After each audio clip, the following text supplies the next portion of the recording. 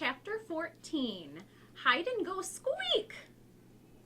Apparently, the day after Thanksgiving, humans do two things: eat leftovers from the day before and go shopping. Mr. Brisbane didn't go shopping, of course, but Mrs. Brisbane left early in the morning after telling Mr. Brisbane that there were plenty of leftovers for him in the refrigerator. So there I was, stuck with old Sourpuss, and all he did was sit in his wheelchair looking unhappy. I'd much rather have been hanging out with Principal Morales or chatting with Saya's family. I could have been tricking Miranda's dog, playing cards with AJ's family, or watching Aldo balance a broom on his finger. But no, I was watching a sad and grouchy old man act sad and grouchy. I could have just settled in for my nap, but I remembered what Mrs. Brisbane had said. This man had to get out of his cage. "Out of your cage!" I squeaked out without realizing it. "Quiet, you little rat!" Mr. Brisbane growled at me. Then he wheeled over to the front window and stared out. Okay, if he wasn't going to get out of his cage, then I'd get out of mine, because I had a new plan. Mr. Brisbane didn't notice me open the lock that doesn't lock. He didn't see me scamper out of the cage, across the table, and onto the couch. He wasn't aware that I leaped down to the floor. He didn't even think about me until I stood in the middle of the living room and said, "Catch me if you can!" I know he only heard me squeaking, but I sure got his attention. He was as surprised as he could be to see me there. "How did you get out? And how am I ever going to get you back in?" He rolled toward me. "Come on, whatever your name is. Let's get back in the cage." I let him get just close enough to reach me. He bent forward, cupping his hands. But just as he reached out to grab me, I dashed over to the opposite side of the room. "You little rat," he said. "You can't outsmart me." He rolled over to the closet and took a baseball cap off a hook. Again, he approached, and I let him get almost within arm's reach. This time, he raised the baseball cap and said, "Okay, fella, let's play ball."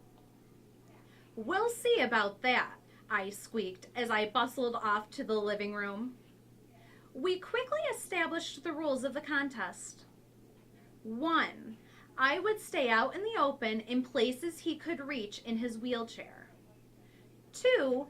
He would use his cap to capture me, if he could.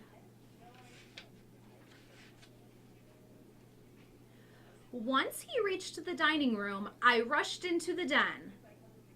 "Oh, think you are clever? We'll see who's clever," he challenged. From the den, I scuttled over to the hallway. By now, Mr. Brisbane's cheeks were pink and he was almost smiling. "You're smart, but you won't win this one." This time, I let him get that cap within a whisker of capturing me, just to keep the game interesting. Then I scurried back to the living room. But before he followed me, Mr. Brisbane slammed the bathroom, bedroom, and guest room doors. Aha! He was limiting my range of possibilities. Pretty cunning. In the living room, I decided to make a bold move. I hid under the couch. Then I let Mr. Brisbane stew for 5 minutes. "Come here, Humphrey. You'll have to come out sooner or later," he called. And I thought he didn't know my name. He shook the curtains and pushed the chairs to see if he could rouse me. Too bad he didn't think of using sunflower seeds like Mr. Morales did. Yum! I finally got kind of bored, so I made a dash for the dining room. Mr. Brisbane followed, and this time I let him scoop me up in the cap. "I win!" he shouted triumphantly. He was beaming with pride as he stared down at me. "But you were a worthy opponent."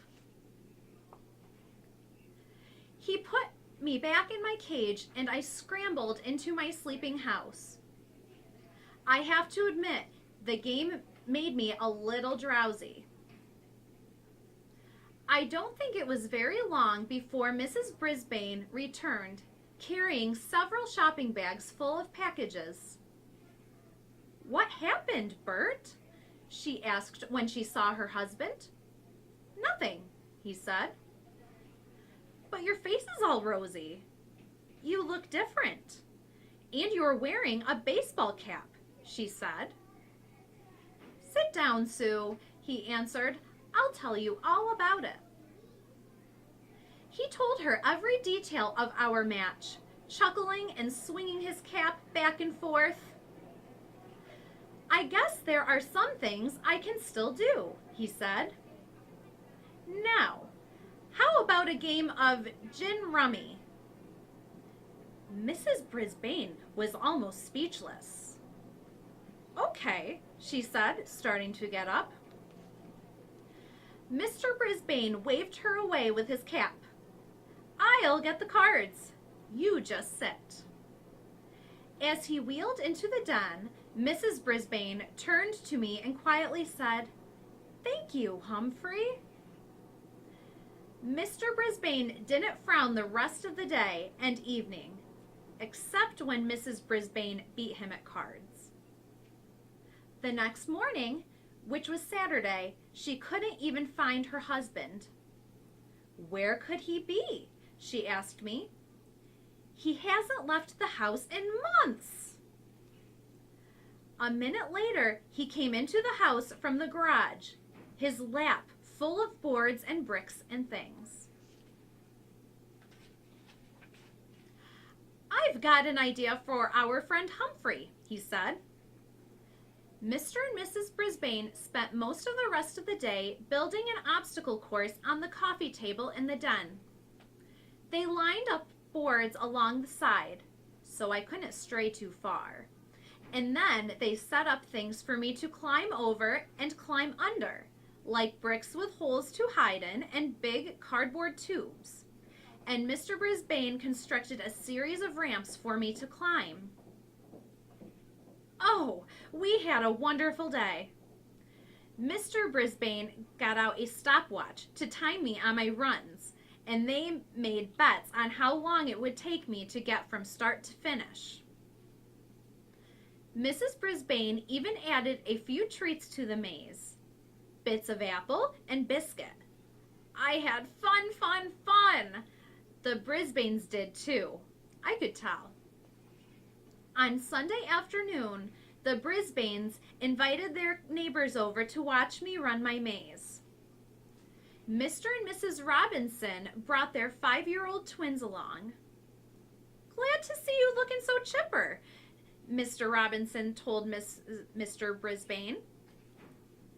"I think he's finally feeling better," Mrs. Brisbane whispered to Mrs. Robinson.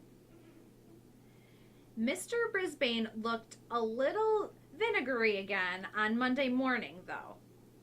"Why can't we keep him here, Sue?" he asked. "The children would never forgive me," she told him. "He's really their hamster." "But," she grinned, "there's a 2-week Christmas vacation coming up soon. I think Humphrey better spend it here." Could I believe my cute furry ears? She liked me so much, she actually wanted me to come back. This was a whole new Mrs. Brisbane, one who liked me. By the time Mrs. Brisbane and I returned to room 26, I was pretty tired. But it was a good tired, and I knew I could rest up from my weekend during recess. Tip 14. Hamsters should be let out of their cages to run in a closed environment for an hour or two at a time.